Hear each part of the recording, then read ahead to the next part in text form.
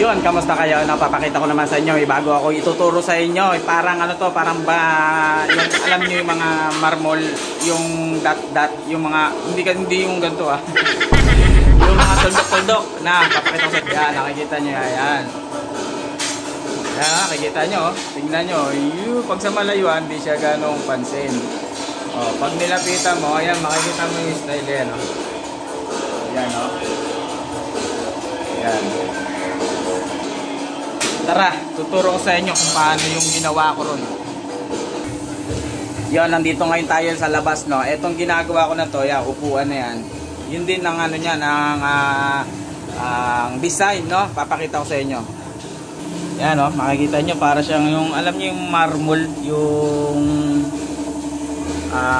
granite, marble granite, parang gano'n yan, no. Tingnan nyo yung style niya, oh. Yan. Ilapit pa natin. Lalapit ko pa, ayan, oh. Tingnan nyo, ayan. Oh, tingnan nyo yung style, oh. Dalawang kulay yan, ha. Eto na nga, no. Tara, tuturo ko kung ano yung ginamit ko dito. Ayan, oh. Eto, nagtimpla ako rito. Ano to, yung automotive lacquer primer, no. Tapos tinimpla ko ng medyo dark dun sa ating kulay. Kailangan i-dark mo siya para makita, no. Kasi pagkahawig lang katulad nitong base color ko, ito yung base color, no. Kapag hawig lang dito, pangit. Kailangan medyo dark, no. Yan ang ating mga gagamitin. Tapos meron pa tayong titimplahin na black para doon naman sa pangatlong kulay. Kailangan kasi dalawang kulay magkaiba para mas maganda, no. Yan. May titimplahin pa tayong black para mas maganda 'yon. Wow. At eto na nga, no, magi-spray na tayo, no.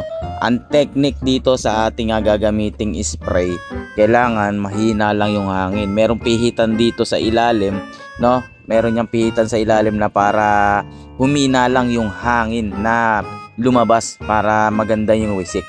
Kasi pagka hindi mo hininaan yan, parang ano yan, maliliit ang buga. Kailangan kasi medyo malaki-laki ng konti yung talsik ng pintura, no. Yun, no. Kung may kahit hinaan mo naman doon sa compressor, pag hininaan mo, kailangan ihinaan mo rin doon sa ating spray gun, no, para maganda yung talsik ng pintura. Dito nga winiwisik-wisik lang ang style dito, papiga-piga lang, kasi pag binabad mo ng piga, kakapal yung pintura na ia-apply mo, no. Kailangan papiga-piga lang katulad nito, oh. Yan, o, tignan nyo, pakita ko sa inyo kung paano ko ginagawa o pagpiga doon sa spray gun.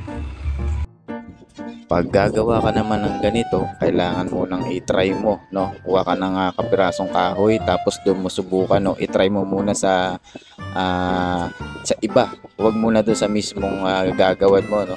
Mag-try ka muna kung talagang maganda yung talsik, tapos ayun, pagka alam mong maganda na, tsaka mo i-actual doon sa mismong project mo, no. Yan, no.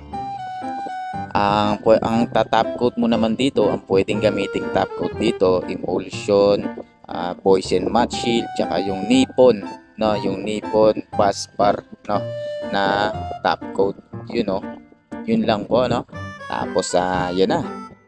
Kung isa ka sa mga umabot dito sa video na to, hanggang dito sa video na to, no, paki-comment naman kung taga saan ka para po alam natin kung saan umabot yung ating video. Maraming salamat po. Thank you. Yan, o. Makikita nyo yan, design, no. Wow, ang lupit. Yun, no. Yun, no. Nakita nyo naman yung proseso, tapos yung mga diskarte, no, para gumanda yung ating mga trabaho o ating mga pintura, no. Yun, hanggang dito na lang naman. Salamat, at huwag nyo kakalimutang mag-like, comment, and share sa aking mga video, no, para updated ka lagi, no. Maraming salamat. Thank you. Kita-kita ulit tayo.